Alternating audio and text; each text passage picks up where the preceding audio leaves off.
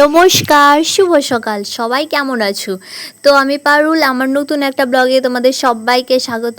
আর এই যে সকালবেলায় চলে এসেছি ছাদে।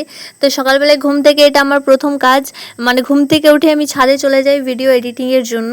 তো দেখো ছাদ থেকে নেমেই চলে এসেছি, এই যে বাড়ির সমস্ত কাজ শুরু করে দিয়েছি। প্রথমে ভালোভাবে ঝাড়ু নিয়ে পরিষ্কার করে দিলাম চারপাশটা।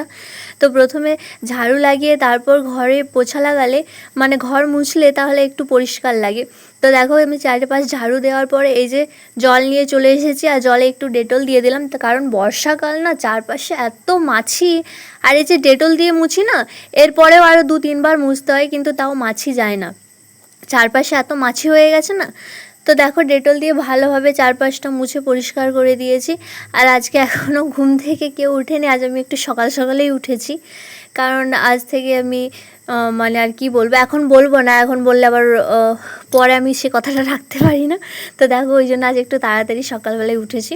আর এই যে দেখতে পাচ্ছ চারপাশ ভালোভাবে পরিষ্কার করে নিয়েছি, কি সুন্দর লাগছে সকালবেলায়, এই যে পুরো পরিষ্কার পরিচ্ছন্ন। তারপর আবার আমার মেয়েরা উঠলে একই পজিশন হয়ে যায়, যেই কি সেই। আর এই যে এখন ঘড়িতে বাজে প্রায় 7টাও বাজেনি, 6টা 45, আর আমার ঘরের সমস্ত কাজ হয়ে গেছে।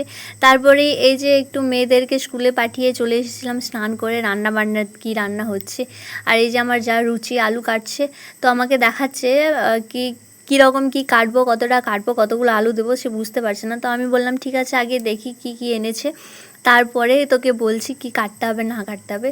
তো আমি প্রথমে এই যে পলিথিন খুলে দেখি যে 2 রকমেরই মাংস নিয়ে এসেছে, মানে চিকেন মাটন দুটোই। তো সেই হিসেবে চিকেনটা বললাম যে একটু কষা করে দিতে, আলু দেওয়ার দরকার নেই। আর মাটনটা একটু বেশ বড় বড় আলু দিয়ে লাল লাল ঝোল, তাই না?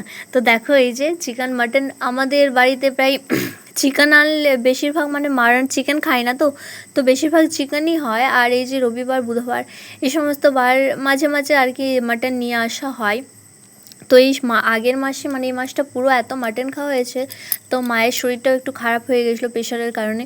ওই জন্যে কিছুদিন, মানে এই 15-20 দিন আমাদের ঘরে মাটন আনা হয়নি। তো আজকে আবার আনা হয়েছে। তা দেখো মাটন বসিয়ে দিয়েই চলে গেছিলাম। এই যে আমার মেয়ের আজ কোন দিকে সূর্য উঠেছে দেখো, অন্যদিন পর পর বলে পিছনে ঘুরতে হয়, আজকে মহারানী নিজের থেকে তার হোমওয়ার্ক করছে।